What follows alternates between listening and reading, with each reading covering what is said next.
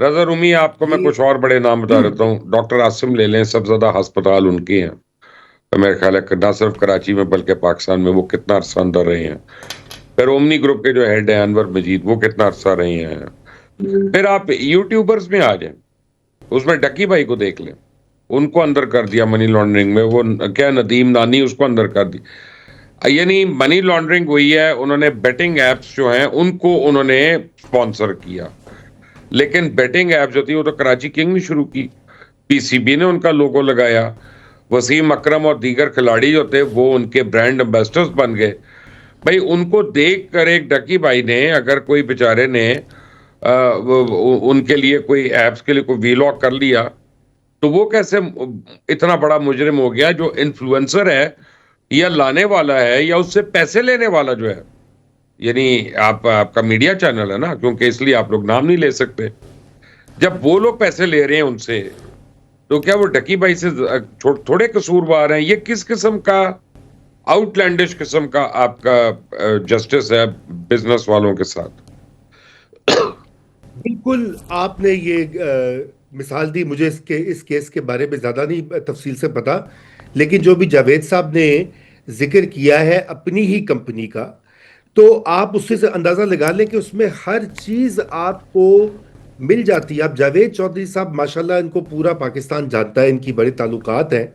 اگر ان کے ساتھ یہ ہو رہا ہے تو آپ اندازہ کیجئے کہ وہ شخص جو کہ کہیں اور سندھ میں یا پنجاب میں یا کسی اور صوبے سے انویسٹمنٹ کرنے کا سوچے گا تو اس پہ کیا گزرے گی. وہ کہے گا بھائی یہ چھوڑو پیسے، میں کہیں اور لگاتا ہوں، باہر دبئی میں ایک فلیٹ خرید لیتا ہوں، یا کہیں اور پہ انویسٹ کر دیتا ہوں، یا کسی اور، یا رکھ لیتا ہوں پیسے، وہ اس کو انویسٹ نہیں کروں گا. تو یہ جو ہم نے نظام یہاں پہ بنایا ہے، ہر چیز میں کلیئرنس، ہر چیز میں رکاوٹ، ہر چیز میں وہ کہا جاتا ہے کہ فائل کو پہیے لگوانے کے لیے جو نذرانے پیش کیے جائیں. تو اصل میں تو معاملہ یہ ہے کہ یہ نظام ہی جو ہم نے ترتیب دے دیا ہوا ہے، یہ اس میں مسئلہ ہے. لیکن اس کے ساتھ ساتھ یہ بھی مت بھولیے کہ بہت سے ایسے لوگ ہیں جو کہ ان کو بڑی چھوٹ بھی ہے اسی نظام سے. اس میں بڑی بڑی جو بزنس لابی جو کہ آلریڈی اسٹیبلشڈ ہے. اقوام متحدہ کی ایک سٹڈی تھی آج سے چند سال پہلے انہوں نے کی تھی. اس میں انہوں نے یہ تخمینہ لگایا کہ پاکستان کے جو بڑے بزنس ہاؤسز ہیں ان کو تقریباً 17 سے 18 بلین ڈالرز، یہ آپ اندازہ کیجئے، یہ بہت بڑی رقم بنتی ہے اگر آپ اس کو ٹرانسلیٹ کریں پاکستانی روپوں میں. ان کو اس کی سبسڈیز ملتی ہیں یا ٹیکس میں رعایت ملتی ہے. یعنی کہ ابھی آپ ایکسپورٹرز کو دیکھ لیجئے کہ وہ خام مال منگواتے ہیں باہر سے، تقریباً 60 سے 70% امپورٹڈ ہوتا ہے. یہاں پہ وہ بنتا ہے مال، اور پھر وہ ایکسپورٹ ہوتا ہے. پھر اس کی ایکسپورٹ کے اوپر ان کو جو ہے نوازا جاتا ہے کہ جی ریبیٹ بھی مل رہا ہے. پہلے بھی انہوں چونکہ ایکسپورٹ کے لیے منگاتے ہیں را مٹیریل، وہاں بھی چھوٹ ملتی ہے.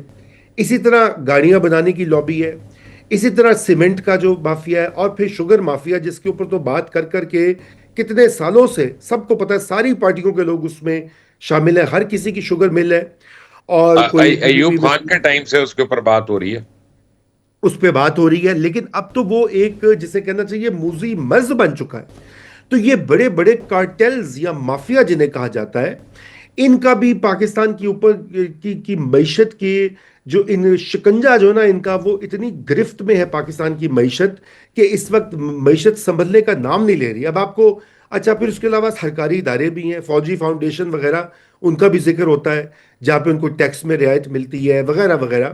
تو اس طرح کی کئی ہمارے یہاں ان سب کو بھی دیکھنے کی ضرورت ہے. اور سیکنڈلی، جو سب سے اہم چیز جس کے اوپر بات بڑی کم ہوتی ہے پاکستان میں، اور کبھی کبھار ہوتی ہے، بجٹ آتا ہے، کہ جو سفید ہاتھی ہم نے پالے ہوئے ہیں، سٹیل ملز ہو گیا، پی آئی اے ہو گیا، کوئی سینکڑوں کے قریب سرکاری جو کارپوریشنز ہیں جو خسارے میں چل رہی ہیں.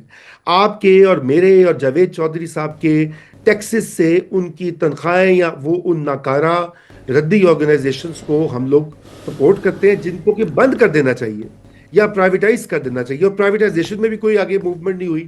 آپ کو پتہ ہے پی آئی اے کے لیے لگے ہوئے کتنے سال ہو گئے ہیں کہ کبھی آگے کبھی پیچھے، ابھی دوبارہ سے اس کی ہونے والی ہے. اللہ جانے کہ وہاں پہ کیا ہوگا.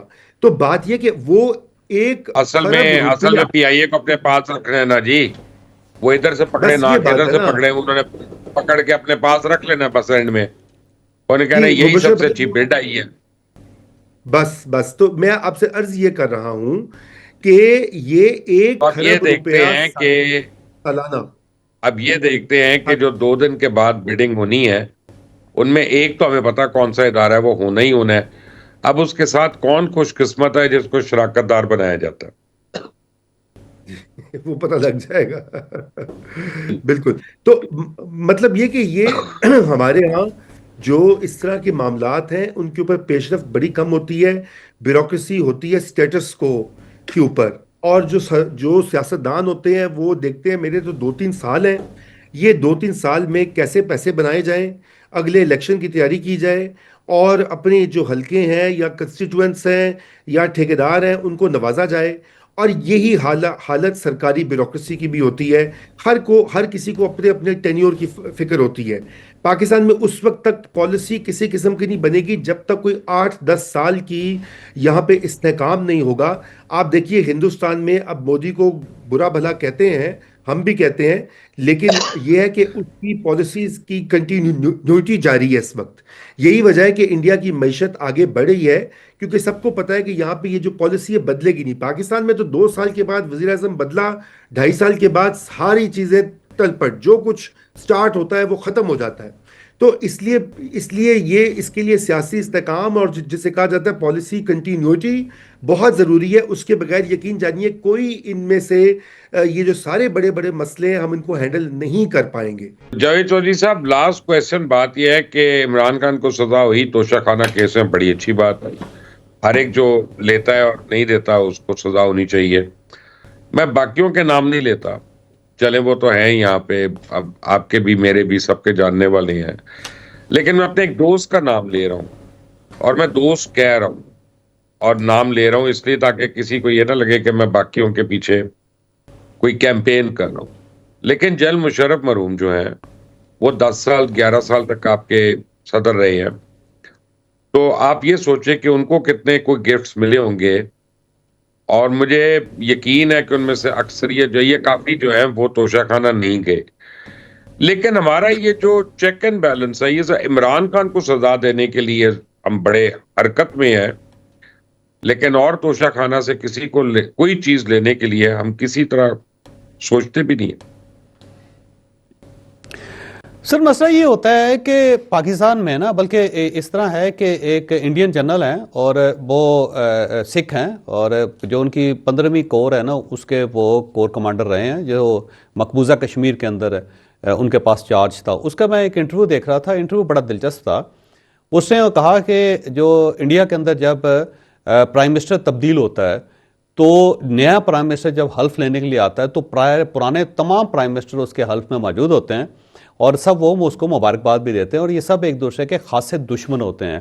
جیسے ایک راہل گاندھی، انہوں نے کہا جی راہل گاندھی جو ہے وہ ظاہر ہے ان کو مودی صاحب کے ساتھ جو ان کا اختلاف ہے پوری دنیا کو پتہ ہے، لیکن مودی کے ہر جو حلف برداری کی تقریب ہوتی ہے اس کے اندر راہل گاندھی موجود ہوتا ہے، تو وہ ایک دوسرے کو مبارکباد بھی پیش کرتے ہیں.